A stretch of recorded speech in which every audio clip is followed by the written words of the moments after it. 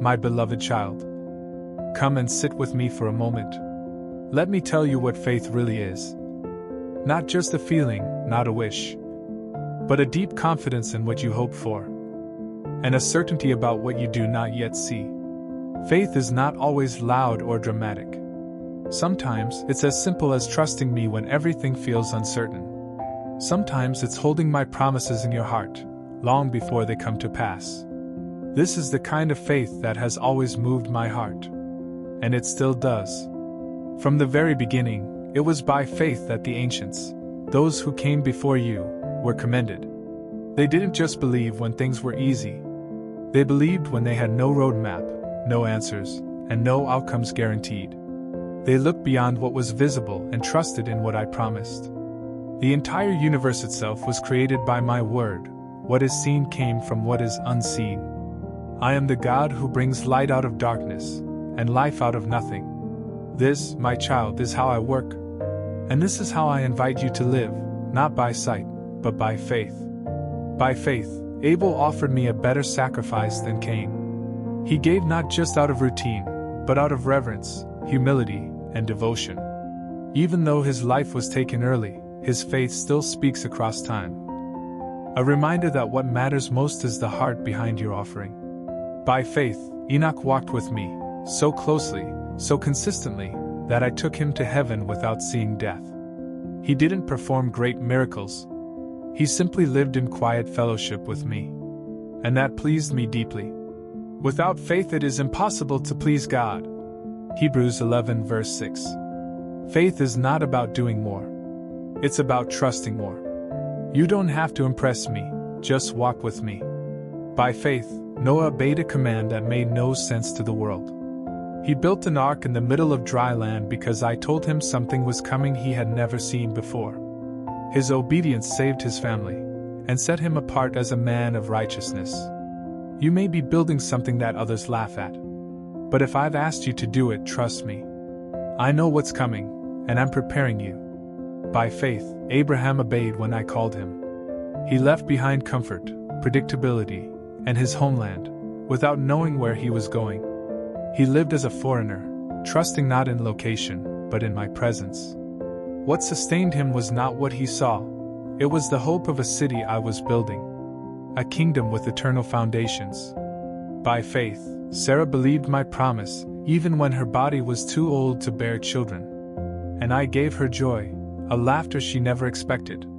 She waited long, but she received more than she dreamed.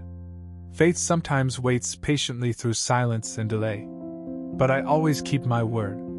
From Abraham and Sarah came descendants as numerous as the stars. And yet, none of them received everything I promised while on earth. But they saw the promise from afar, and they welcomed it with hope. They knew this world wasn't their true home. They longed for a better country, a heavenly one. And because of that, I am not ashamed to be called their God. I have prepared a city for them. By faith, Abraham offered up Isaac, his beloved son. Even when the command seemed to contradict the promise, he trusted me. He believed I could raise the dead. He placed everything on the altar, because he knew my heart. That's what radical faith looks like, trusting me, even with what is most precious to you. By faith, Isaac, Jacob, and Joseph spoke blessings over future generations. Even as they faced death, they looked forward to what I would do. Joseph, in particular, asked that his bones be carried out of Egypt, because he believed I would keep my promise to deliver my people. My child, don't measure my faithfulness by what you see today. Trust that I am always working toward redemption, even beyond your lifetime. By faith, Moses' parents defied Pharaoh's command and protected their child. They saw something special in him, and they feared me more than the king. By faith, Moses turned his back on royal privilege and chose to suffer with my people. He saw eternal reward as more valuable than Egypt's gold. He endured because he kept his eyes on me, the invisible one. He walked forward, not with ease, but with confidence in who I am. And when I told him to keep the Passover, he trusted that the blood of the Lamb would save. By faith, my people walked through the Red Sea. The path opened because they obeyed, not because they understood. And the walls of Jericho, they fell not through force, but through obedience, persistence, and trust. Even Rahab, a woman with a painful past, stepped into my light by faith. She welcomed my people, hid them, and believed that I would save her. And I did. And there were so many more. Gideon, who doubted but still obeyed. Barak, who followed even when afraid. Samson, who fell but was not forgotten. Jephthah, who led despite rejection. David, a shepherd who became king. Samuel, who listened when others would not.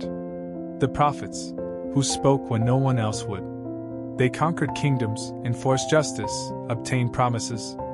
Shut the mouths of lions, quenched fire, escaped death. Turned weakness into strength, and became mighty in battle. Some women received their dead raised to life. Others faced torture, mockery, imprisonment, even death. Choosing faith over compromise. They were sawn in two, stoned, chased, starved, and mistreated. They wore animal skins.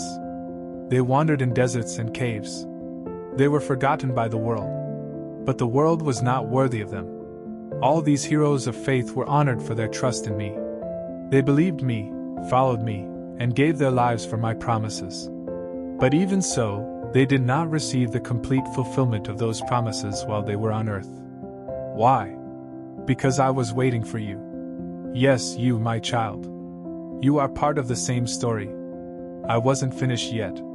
I had something even more beautiful in mind. A greater plan that brings you and them together in one family of faith. So that none of you would be complete without the other. Your faith matters in the unfolding of my eternal plan. Their legacy makes room for your calling. And together, your faith will shine as one, across time, across generations, across eternity.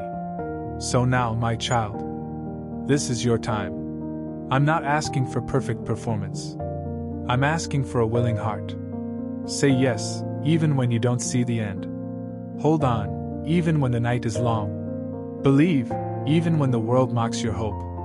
Obey, even when it costs you something. You are surrounded by a great cloud of witnesses. They're cheering for you. They know the cost, and they know the reward. Now it's your turn to walk by faith. To live not by fear, but by trust in me. We live by faith, not by sight. 2 Corinthians 5 verse 7. And here's my promise. I am with you. When you stumble, I will lift you. When you wait, I will strengthen you. When you walk in faith, I will reward you. I am your God. I am your Father. And I will never fail you. With all my love. Your Heavenly Father.